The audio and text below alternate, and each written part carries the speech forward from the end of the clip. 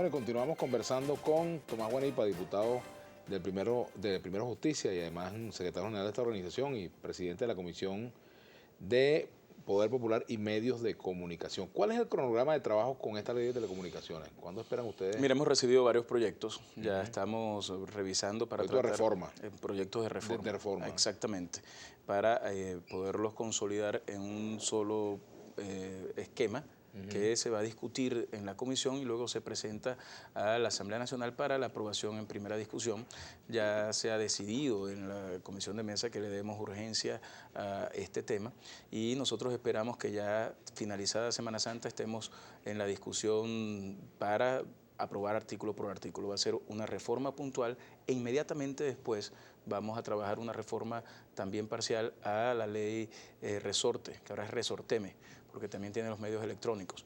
Y ahí vamos a revisar todo el tema del contenido. Y nos interesa mucho trabajar una ley de medios públicos nacionales. El diputado Viallo Plieri ha presentado una ley que se denomina la ley anticadenas, pero creemos que además de eso, de esa iniciativa, tenemos que trabajar también el contenido de los medios públicos, porque los medios públicos son de todos los venezolanos, no del gobierno de turno. Y hoy pareciera más bien instrumentos partidistas del Partido Socialista Unido de Venezuela. ¿Y cómo puede la Asamblea producir cambios en la programación del Canal 8 y de otros canales del Estado? Puede legislar el contenido, cómo debe equilibrarse, cómo tiene que garantizarse que todas las voces puedan expresarse y cómo se garantiza que esos sean medios de servicio público para todos los venezolanos y no para el gobierno de turno. Todo esto en el marco de todos los obstáculos que el gobierno pueda poner, pero nosotros no podemos dejar de trabajar en función de los proyectos legislativos a los que nos hemos comprometido con los venezolanos. Y hay una altísima expectativa, Vladimir, en torno a lo que nosotros podamos hacer para que este año sea un año de quiebre en términos de lo que significa la libertad de expresión. Y ahí me quería referir rápidamente al tema de los periódicos. Fíjate que bueno, está el tema del papel, ¿no? es insólito lo que ha ocurrido. En Venezuela se creó la Corporación Maneiro y hace unos 2 años se decidió que el Estado venezolano, en esa voracidad que tienen por controlar todos los dólares, quién sabe para qué, bueno, ya sabemos que muchos de esos se han desviado en hechos de corrupción, la Corporación Maneiro tiene el monopolio de la importación de papel en Venezuela. Entonces ellos reciben el papel periódico y lo distribuyen a los demás medios de acuerdo a criterios totalmente políticos. Los medios públicos, como por ejemplo Ciudad Caracas, que es repartido y es gratis, pues tienen el papel que les da la gana y no les falta ningún tipo de insumo. Pero hay otros periódicos como El Nacional o el Carabobeño, que tiene 82 años de servicio al pueblo carabobeño, que tienen más de un año que no le venden papel, porque no les da la gana. Entonces es insólito cómo los medios impresos han tenido que reducir paginación, han tenido que reducir tiraje. ¿Y a quién afecta eso? Afecta al lector, que lamentablemente ya no puede estar bien informado, que lo que está recibiendo son medios de comunicación impresos muy cortos, donde no está toda la información que antes podía tener, donde ha desaparecido el periodismo de investigación, por ejemplo, y también se ven afectados los trabajadores de empresas que ven permanentemente cómo se van reduciendo los puestos de trabajo para que puedan mantenerse al aire. Entonces, la razón por la cual ellos han monopolizado esto es porque antes supuestamente 2 o 3 proveedores revendían el papel periódico, pero lo que hay ahorita es terrible. Los medios de comunicación impresos tienen que ir al bachaqueo, es decir, a gente que consigue el papel por la Corporación Maneiro y después la vende 25 veces su valor. Imagínate tú. ¿Y quién vende eso? ¿Quién hace eso? Bueno, gente, eso es absolutamente... ¿Empresarios privados o particulares? Particulares, gente que lo hace y quién sabe cómo es el guiso que ahí están teniendo. Pero además tenemos información y denuncias del vicepresidente de la Cámara de Periódicos, que por cierto se reconoce como chavista, que dice que la Corporación Maneiro, estamos haciendo ahorita las investigaciones, están comprando el papel a brokers, es decir, a intermediarios y no a las fábricas en Canadá, que son en todo caso las que las venden a un precio mucho más bajo. En definitiva, todo lo que asume el gobierno lo convierte en un tema político y en hechos de corrupción que tienen que ser investigados. Y este modelo tiene que sustituirse por un modelo en el cual la gente tenga pluralidad, es decir, las empresas tengan varios proveedores donde puedan comprar el papel periódico. Todo esto para beneficiar al usuario final, que es el venezolano que necesita estar bien informado. Cambiando el tercio, por aquí te pregunta Pedro Peroso. Pregúntale a Tomás Guanipa, ¿cuándo le va a dolarizar el salario de los trabajadores como prometió?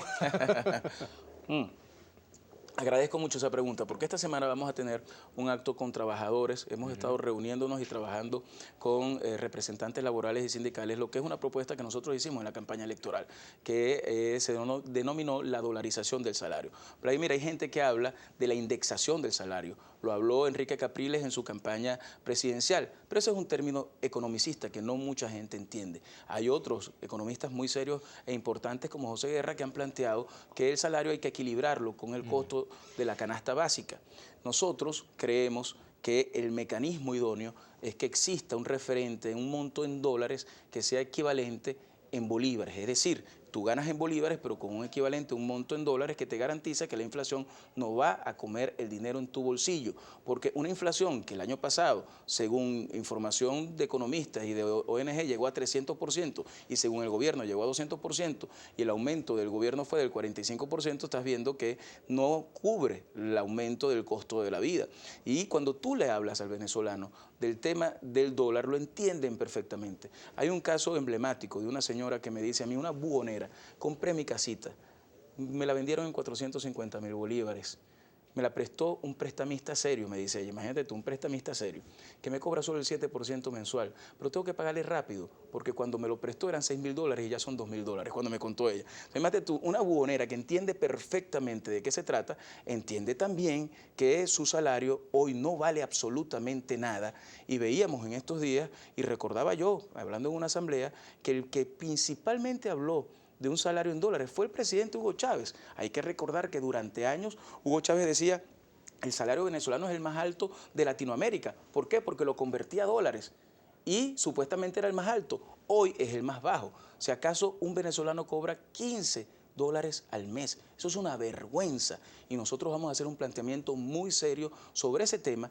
que yo sé que es muy polémico, pero que tenemos que empezar a hablar porque lo que no puede ser, Vladimir, es que en Venezuela todo esté dolarizado. Cuando compras caraotas, son caraotas que las compran en divisas. ¿Tú estás de acuerdo con la dolarización? No, yo estoy de acuerdo con que se discuta un mecanismo de saneamiento de nuestra moneda, del bolívar, y que ese saneamiento de la moneda permita que el poder adquisitivo del venezolano sea protegido, que protejamos el salario del trabajador, porque es dramático que tú pases 30 días trabajando al mes para que recibas un sueldo que no te alcanza ni para pagar los alimentos de tus hijos. Entonces, trabajar tiene que tener también la dignificación de lo que significa un salario que te permite vivir dignamente. Es el colmo que el gobierno nacional anuncia un aumento según el cual el cestatique, el bono alimenticio, es más alto que el salario, porque están disfrazando el salario, generando un aumento en lo que no guarda incidencia en sus prestaciones sociales ni en sus aguinaldos. ¿Qué quiere decir esto? Que este gobierno está engañando al trabajador y tenemos que promover un mecanismo bajo el cual saneemos también